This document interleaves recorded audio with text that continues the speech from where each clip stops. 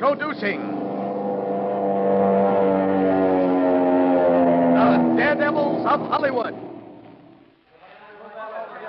Okay, Mac, get the camera set up while I go over the gags with Jerry here. Now look, Jerry. Yeah, Mr. Talbot. You're one of a gang of bank robbers. The gang's just captured an armored car. You're supposed to be driving it. We'll have a few dummies to double the other guys. Yeah, I see. Now, all you got to do is swing off the street there onto the pier, come tearing down to the end, crash through the railing, and sail off into the ocean. Get it? Sure, it's a cinch.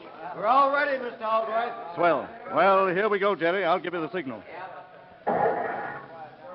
How fast do you want me to go off the pier, Mr. Aldworth? Open it up wide. Give it all you've got. Okay, I'm ready whenever you are. All right, everybody. Here we go. Quiet, please. Quiet, everybody. Quiet. Okay, Mac. Give him the signal. Okay. Camera up. He's not wasting any time. Oh, boy, look at him make that turn. He's on the pier. Here's our shot. Now get this.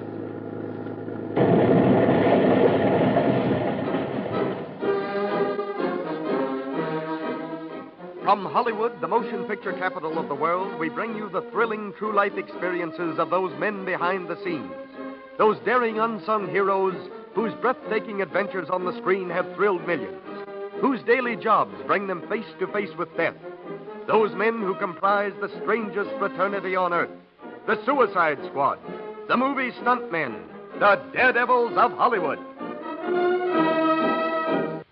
Ladies and gentlemen, in bringing you this copyrighted radio feature, we are privileged to have as our guest one of the top-notch stuntmen of Hollywood, Slim Talbot. It is through his cooperation that we are able to reenact some of the highlights of his dangerous profession. The thrilling scenes you are about to hear are his own actual experiences. Slim Talbot is here in the studio right now, and later in the program we will bring him to the microphone. But now? It is exactly 12 o'clock noon, September 16th, 1937. The scene is a crowded lunchroom on the grounds of United Artists Studios in Hollywood. The congested room presents a weird picture. Actors and extras, oddly dressed, some as Indians, some as convicts, and others in evening clothes, sit at their tables, casually discussing the topics at hand. At a table off in a corner, a director and his assistant are discussing... Well, he should be here any minute now. I told him we'd wait lunch. By the way, Mr. Hollingsworth, what's the name of this new picture, the one with the stunt business in it? Well, Bob, it's one of Sam Goldwyn's best efforts. It's called The Adventures of Marco Polo. No, that's the one. There's been a lot of talk about it already. Personally, I think it'll be a knockout. Oh, here comes Slim now. Hiya, Slim. Hello, Talbot. Hello, Have Mr. a seat. Hollingsworth. How are you, Bob? Both Good, boys looking fine.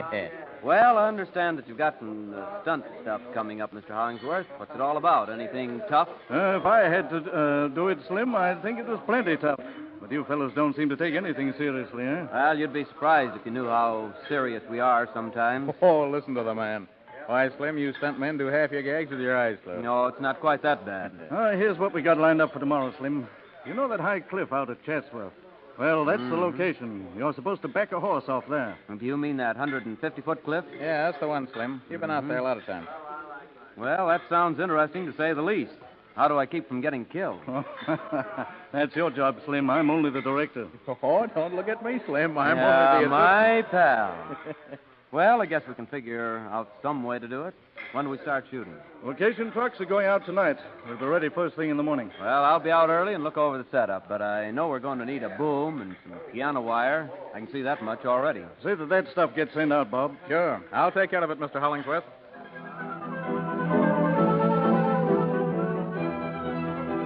We now find the motion picture company on the location set. Scores of men have finished setting up the equipment. It is early morning. The bright September sun has just started on its trip across the sky, bringing a welcome warmth to the chilly mountain air. The country is rough. High, jagged peaks, sheer cliffs, rocks, a landscape exposed to centuries of abuse by wind and water. On a small plateau, overlooking a breathtaking canyon whose walls are lined with solid rock, we find Slim Talbot, Mr. Hollingsworth, the director, and his assistant. Mr. Talbot is speaking. What are you looking at, Bob? You seem absorbed in deep thought. You know, I was just thinking. It's a long way down there. Exactly 152 feet. It's been measured several times. From where the cameras are set up, all this depth shows in the picture. It'll be a beautiful shot. Well, I'll tell you, Mr. Hollingsworth.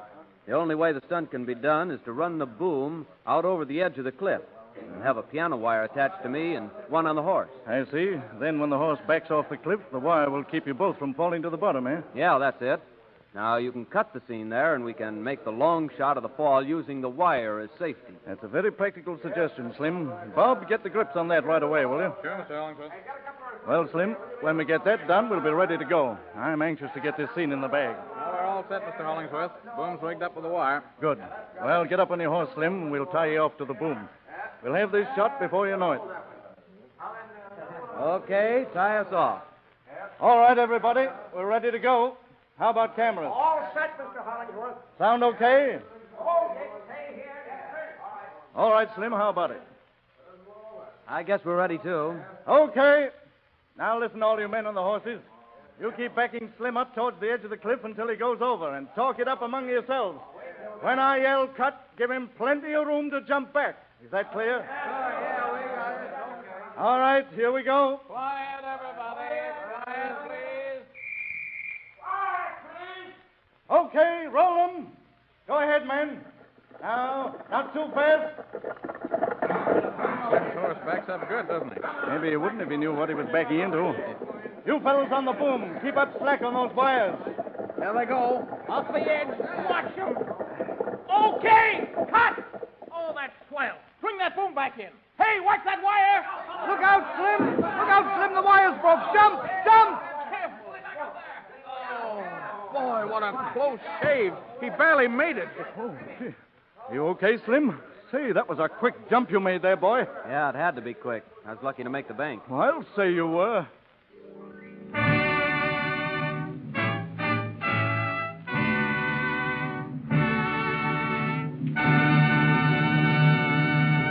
Ladies and gentlemen, it is our pleasure to present in person the courageous young man who made that scene and who so narrowly escaped death, Slim Talbot, interviewed by Glenn Hardy. Well, Slim, that certainly was a close shave. But tell me, what happened to the horse? Well, believe it or not, he didn't even get a scratch. He slid down the steep slope on his back, and a little ledge down about 20 feet stopped him. Well, that horse was pretty lucky himself then. Yeah, he sure was. If he'd turned over on his feet and dropped, he'd have been killed. Well, Slim, about that piano wire, why do you suppose it broke? No one ever found out. The piano wire's funny that way. I suppose they had to take that scene all over again. No, they let it go at that. Looked swell to the camera's eye. Well, in your experience, Slim, do they have to take many retakes? No, as a matter of fact, in the 10 years that I've been doing stunts, I've only had to do 2 of them over. Pretty lucky, I guess. Well, that's quite a record.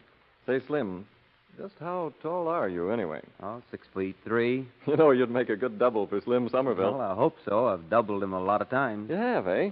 Sure. Do you remember him in the picture? They had to get married. Zazu Pitts was in it, too. Yes, I remember that very well. Well, did you double for him in that? Yeah, and I almost drowned in one gag. I had to jump into a lake wearing a suit of armor. The thing weighed about 100 pounds.